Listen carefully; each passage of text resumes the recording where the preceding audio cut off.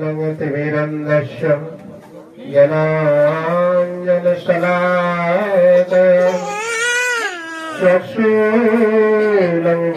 येन तस्मै श्रीगुरवे नमः। मूकं करोति वाचालं पङ्गुर्लङ्घयति गिरिं यत्कृपातमहं वन्दे श्रीगुरुं दीनतारिणम्। वन्दे गुरुनिशभक्तानिशं निशभतारकम् तत्प्रकाशं सतच्छन्ति कृष्णचैतन्य संगमम्। वन्दे श्रीकृष्ण चैतन्य नित्यानन्द सहोदितौ गौरद्वैतस्वन्तौ चित्रौ छन्दौ तमनोद्यौ जदद्वैतं ब्रह्मपनशदी तदोऽप्यस्य तनुभा ज आत्मान्तर्यामि पुरुष इति स्वस्तांसविभवम्। षडैश्वर्यपूर्ण भगवान् स्वयं न चैतन्यात् कृष्णात् जगति परतत्तं परम् इह अनोर्पितचरिञ्चिरात् करुणायवतीर्णकलौ समर्पयतोन्नतोज्ज्वलरसां सभक्तिश्रियम्। हरिपुरट सुन्दर प्रति कदम्ब सन्धिलिपित सदा हृदय स्कन्दर स्फुरतु न शशिनन्दनम्। पञ्चकात्मकं कृष्णं भक्तरूपसर्पकं भक्तावतरं भक्ताख्यं नमामि भक्तिशक्तिकम्। पूर्णेन्दुवरकान्तिमिन्दुवदनं वराहवतं स्वप्रियं श्रीवत्सं कमुदारं कस्तबधरं पीताम्बरं सुन्दरं गोपिनं नयनोत्पलार्चिततनुम्। गोगोपसंघाप्रीतं गोविन्दं कलधेनुवादनपरं दिव्यं गभसं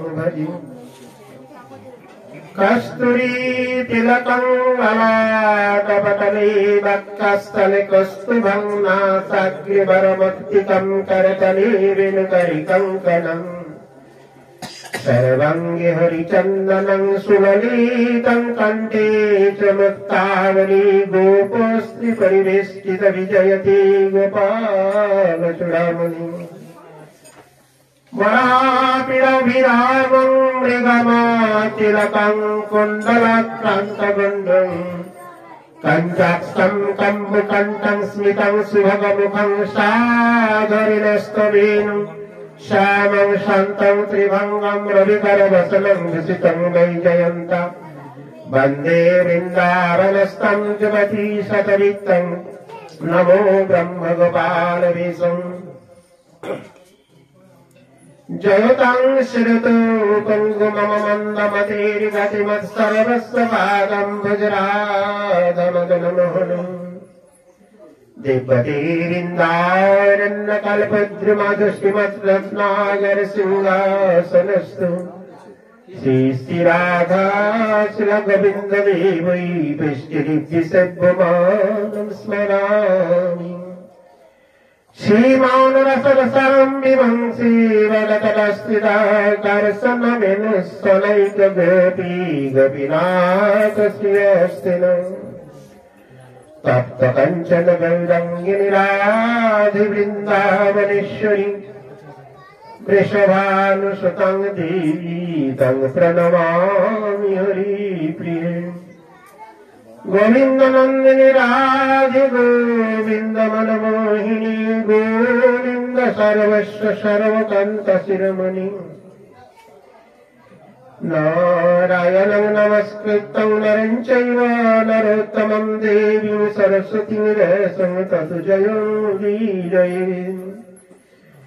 वृन्दावै तुलसी देव्यै प्रिया वै केशवस्य च कृष्ण भक्तिपदे देवी सत्यव्रते नमो नमः। वञ्चाकल्पतरुभ्यश्च कृपा सिंधु भक्तिवचन पतितानं पावनेभ्यो वैष्णवेभ्यो नमो नमः।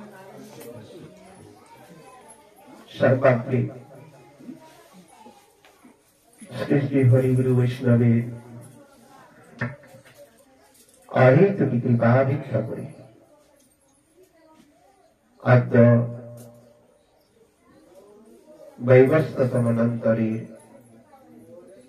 अष्टविंशतितम कलिजुगे शुभ ग्रहण मासे तालगा निवासी गौर हरिदास महोदय बासगृहे किंबा भजन कुटीरे उपस्थित वैष्णव श्री चरणे दंडवत प्रणाम जानिए तत्परे उपस्थित अन्यान्य श्रद्धालु सज्जन वृंद के यथोचित सम्मान ज्ञापन पूर्वक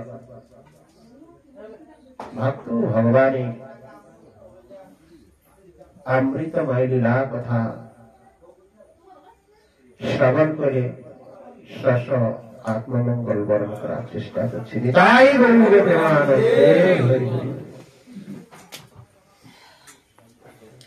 पाठের কোনো বিষয়বস্তু বা কিছু না কোনো তত্ত্ব কথা দিয়ে না লীলা কথা দিয়ে যাব।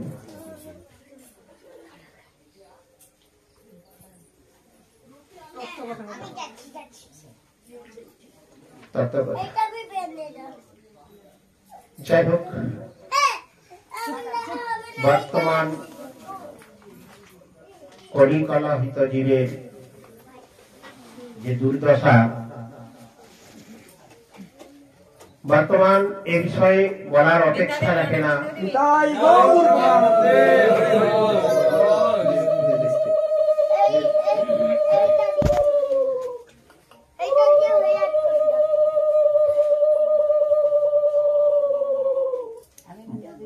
জীবের দুর্দশা আমরা সংসার কারাগারে আবদ্ধ হয়ে শশ কর্ম প্রারব্ধ কর্মফল ভোগ করছি এই বিষয়ে বলার কোনো অপেক্ষাই রাখে না। শ্রীমদ্ ভাগবতের প্রথম স্কন্ধে বলছেন জীবস্য দ্বিপদম চতুষ্পদম দ্বিপদম চতুষ্পদম মানে দ্বিপদ জীবস্য জীবনম মানে জীবের যে দুর্দশার কথা বলছে যে হিংসা প্রবৃত্তি শ্লোকটা ঠিক আসছে না মানে এর মূল ব্যাখ্যাটা হচ্ছে এক পদ দ্বিপদকে দ্বিপদ চতুষ্পদকে আর ফল্গুনি তত্র মহতাং জীবস্য জীবন জীবস্য জীবন ফল্গুনি তত্র মহতাং ফল্গুনি তত্র মহতাং ফল্গুনি মানে ক্ষুদ্র আর মহতাং মানে বৃহৎ অর্থাৎ ক্ষুদ্র জীব বৃহৎ জীবের দ্বারা আক্রান্ত। কথায় কথায় সব বলে না তার অর্থ সম্পত্তি বিশাল আমি ক্ষুদ্র মানুষ আমি কি তার সঙ্গে লড়তে পারব। মহতি জীবস্য জীবন আমরা এক পদ দ্বিপদ কি মানুষ কি করছে দ্বিপদ চতুষ্পদকে মানে খুব তাকে শত্রু ভাবাপন্ন ভাবে দেখছে সব মারছে খাচ্ছে। তাহলে এই যে হিংসা প্রবৃত্তিময় এই জগৎ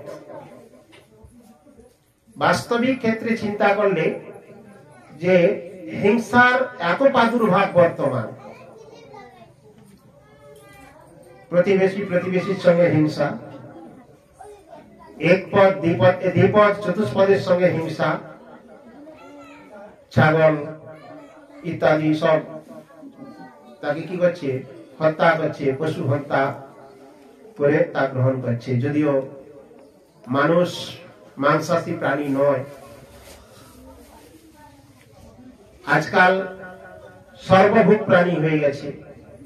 আবার সবার মধ্যে একই কথা আসে যে শাস্ত্রের ভজন করতে গেলে বা হরি কীর্তন করতে গেলে যে আমাদের সাত্বিক আহারের কি প্রয়োজনীয়তা আছে এ বিষয়ে অনেকে বাগবিতণ্ডা আদি সৃষ্টি করে।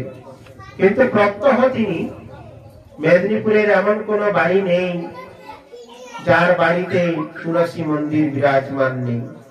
সর্বত্র দেবী তুলসী বিরাজিতা। প্রত্যেকের বাড়িতে শ্রীমদ ভাগবত গীতা রয়েছেন। স্নান করে শুদ্ধ সত্য ভাবে তুলসীতে জল প্রদান করে শ্রীমদ ভাগবত গীতা অধ্যয়ন করছেন। আর সেই গীতা অধ্যয়ন করতে গিয়ে তিনি বারবার এই শ্লোকগুলো উচ্চারণ করছেন, কিন্তু তার প্রকৃত অর্থ বোধগম্য হচ্ছে না বলেই এরূপ কথা আমাদের বেরিয়ে আসে। কথা প্রাসঙ্গিক ক্রমে। কি কথা? যৎ করসি যৎ আশ্লাসি যৎ জুহসি দদাসি যৎ তপস্যাসি কুন্তেয় তৎ কুরু সমদর্পণম। ভগবান বলছেন, যৎ করসি, তুমি যা কিছু করছো,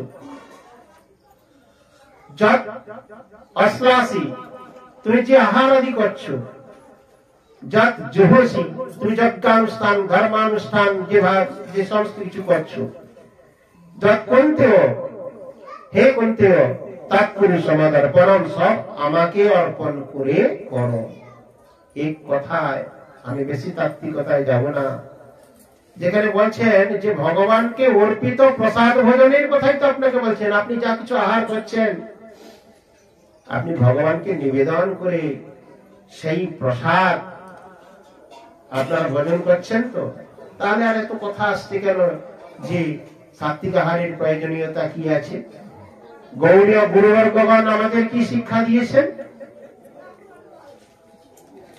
রঘুনাথ দাস বলছেন, ন ধর্মং না ধর্মং শ্রুতিগণ নিরত্তম কিল কুরু ব্রজে রাধা কৃষ্ণ প্রচুর পরিচর্যং ইহতনু শচি সুনন্দিস্তরপতি সুতত্তে মুকুন্দ সুতত্তে গুরুবরম মুকুন্দ পৃষ্ঠতে স্মর পরম অজস্রনুমন। গৌড়ীয় শিক্ষায় গৌড়ীয় গুরুবর্গগণ যে শুদ্ধ ভক্তির প্রসার, সেখানে কি বলছেন? না ধর্ম ন ধর্ম। ধর্মকেও যাজন করতে আমরা অসমর্থ, আবার অধর্ম পথেও আমরা যাওয়া যাবে না। সম্পূর্ণরূপে ধর্ম জ্ঞাতা হয়েও ধর্মপথে অগ্রসর হওয়া খুব কঠিন। তাহলে কি অধর্মের পথে যেতে বলছে? মানে ধর্মাধর্মের যুদ্ধে আপনার পড়ার নিষেধ করছেন। কি বলছেন? শ্রুতিগণ নিরত্তম। যারা মুনি ঋষিবৃন্দ অহো রাহু ভগবানের পাদপদ্ম ধ্যান করছে, ব্রজে রাধা কৃষ্ণ, ব্রজের রাধা কৃষ্ণের প্রচুর পরিচর্যা করুন। আর কার সেবা করতে পেরেছেন? রাধা কৃষ্ণের সেবা তো অনেক দূরে। মুকুন্দ পৃষ্ঠতে স্মর। মুকুন্দ পৃষ্ঠকে, মুকুন্দ পৃষ্ঠ হচ্ছেন গুরুদেব, মুকুন্দের প্রিয়। আমরা মুকুন্দকে তো চিনি না। আমরা মুকুন্দের সেবা করব কি করে? ভগবানের সেবা করার কি আমরা অধিকারী? সেই অধিকার কে প্রদান করেছেন? গুরুপাদ পদ্ম আমাদেরকে বিষ্ণু মন্ত্রে দীক্ষিত করে ভগবানের নাম করা, ভগবানের সেবা করার অধিকার প্রদান করেছে না বলে আজকে তার কিঞ্চিত সেবা করার সৌভাগ্য আমাদের লাভ হয়েছে, কিঞ্চিত শুদ্ধ কীর্তন করার সৌভাগ্য লাভ হয়েছে। সেই অধিকার যদি গুরুদেব না দেন তো আমরা অতয় তলে তলিয়ে যেতাম। তাই বলছেন মুকুন্দ পৃষ্ঠতে স্মর পরম অজস্রনুমন। সর্বদা। আজকে একটা কথা ভক্তগণ নিশ্চয়ই উপলব্ধি করেন।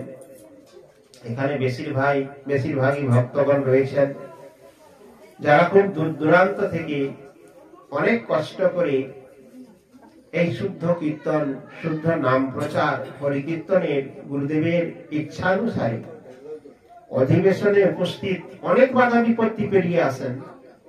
কেন আসেন, কি উদ্দেশ্য? কারণ যে জায়গায় আমরা থাকি না কেন, সর্বদা অজস্র মন কথার অর্থ হচ্ছে সর্বদা হরি কীর্তন বা হরি সেবায় আমরা রত হতে পারছি না। এই মায়ার বেড়াজাল, মায়া দেবী সবসময় চান যে এরা এই সংসার কারাগারের মধ্যে আবদ্ধ হয়ে থাকুক। তাই ভাববেন, কোন সময় যদি স্বীকৃতি অর্জিত ফলে কোন শুদ্ধ কীর্তন বা বৈষ্ণব আগমন বা সাধু সঙ্গ সমাগম হয়, সেই জায়গায় কেউ যদি যাওয়ার মনস্থির করেন, ঠিক সেই সময় শত বাধা বিপত্তি এসে যায়। এটা সবাই উপলব্ধি করতে পারবেন। যত কাজের চাপ দেখুন দ্বাদশী দিন, সারাদিন কেটে যায়, কোন কাজের চাপ থাকে না। অরব্য চর্চা, গ্রাম্য কথা, গ্রাম্য আলোচনা, কত রস। কিন্তু যে কথা শ্রবণ করলে আমাদের হৃদয় পরিবর্তিত হবে, যে কথার দ্বারা আমার আত্মার প্রসন্নতা হবে, যে কথার দ্বারা আমি উদ্ধার হব, সেই হরি কীর্তনে যাওয়ার বড় কষ্ট, বড় মনের যার একান্ত চেষ্টা থাকে, ভগবত ইচ্ছায় তা পূর্ণ হয়নি। তাই শ্রীমদ ভাগবতে বলেছেন, ধর্ম সনুষ্ঠিত পুংসাং বিচক্ষণ কথা সুজ ন উৎপাদয়েত যদি রোতি সম এব হি কেবলম। যত ধর্মানুষ্ঠান করি না কেন, যাগ যজ্ঞ তপস্যা আদি, কার? ভগবান বিষ্ণু বিচক্ষণের। কিন্তু তার কথায় যদি আমাদের রুচি না হয়, তার কথায় যদি আমরা রুচি বিশিষ্ট না হই, শ্রম এব হি কেবলম, আমাদের বৃথা পরিশ্রম। তাই জগতে অনেক ধর্মানুষ্ঠান হয়, অনেক অর্থ ব্যয় করে অনেক কীর্তন আসর বসে, মাসাব্যাপী ভাগবত আদি শ্রবণ কীর্তন আদি হয়, কিন্তু যে শুদ্ধ হরিকীর্তন, যে সাধু সঙ্গের হরিকীর্তন, আমনায় ধারায় যে হরি সংকীর্তন, সে বড় দুর্লভ। তাতে মানুষের রুচি হয় না। জন্মান্তর সহস্রেণ সমারব্ধ বিশদ্ধজন বৈষ্ণবতং লভে ধীমান সর্বপাপ ক্ষয়স্যতি। কত জন্ম তপস্যা করলে আজকে যারা হরিভজনে রত হয়েছেন, তারা যদি নিজেদের জীবনের পূর্বের, যেমন এক সময় ধ্রুব মহারাজ বিমাতার বাক্যবাণে জর্জরিত হয়ে ভগবানের তপস্যা করেছিলেন,